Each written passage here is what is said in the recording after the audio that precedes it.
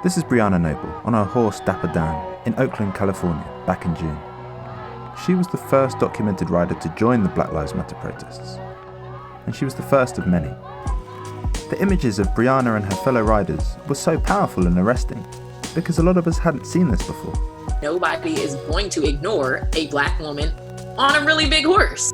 Mounted police have sort of been used to control demonstrators, but in this case, horses were on the other side. The quintessential image of a cowboy is not a black man or woman, but maybe it should be. The black cowboys were the first cowboys.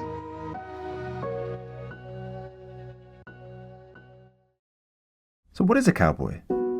It may seem like a silly question, but it's a good place to start. Cowboy was actually a term reserved specifically for black ranchers, slaves. Back in the day, if you saw a white boy that was riding a horse, he was called a cowhand in Texas. And the black guys were called cowboys because they would say, "Hey boy, go get that cow." Larry knows this history well.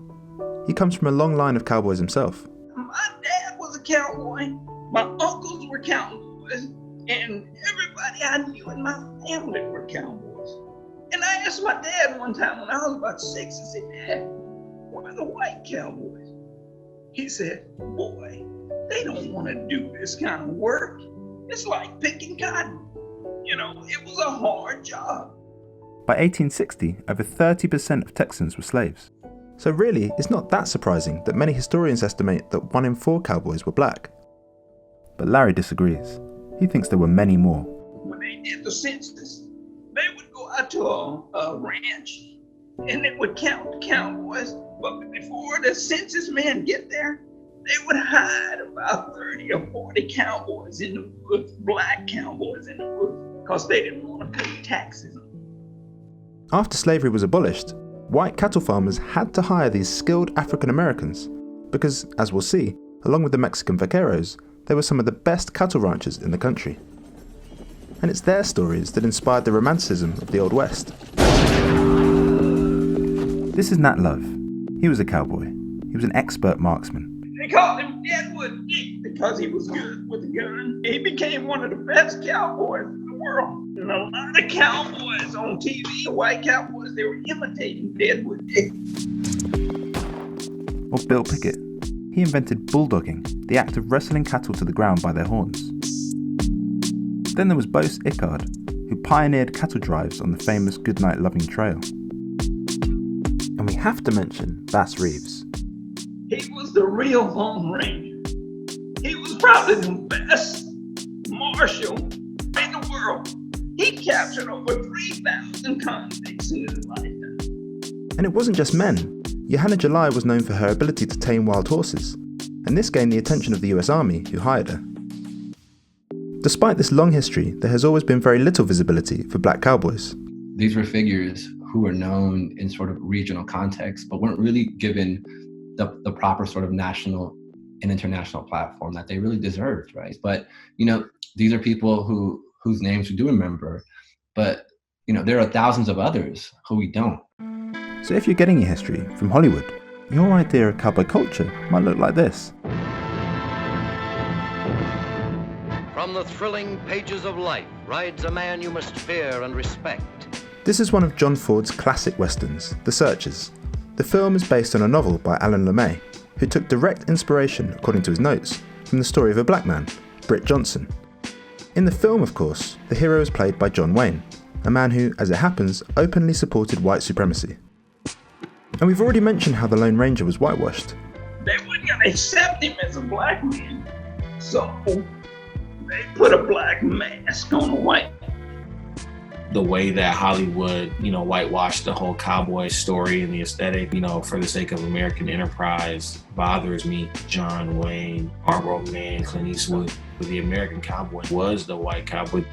I think this idea of specifically white cowboy culture, to me, it's an image, it's an identity of sort of Americanness that had been transported and exported around the world, essentially, right? So I think for a lot of people, who are really sort of protective of that story and that narrative, seeing Black men and women excelling at riding horses and becoming Black cowboys and cowgirls really challenges, I think, two narratives, right? Like both the American narrative and also a narrative of whiteness. Up until the mid-60s, segregation laws prevented a lot of Black cowboys from saddling up in public. In the 70s, when more Black cowboys were permitted to compete in rodeos, Larry became only the second African-American finalist in the Texas State High School Finals. You can't see my name, but I'm right here. Larry Countless in the bronc riding. And I was the second Black to make the state final. I'm in my own museum. These days, there are plenty of rodeos that accept Black cowboys.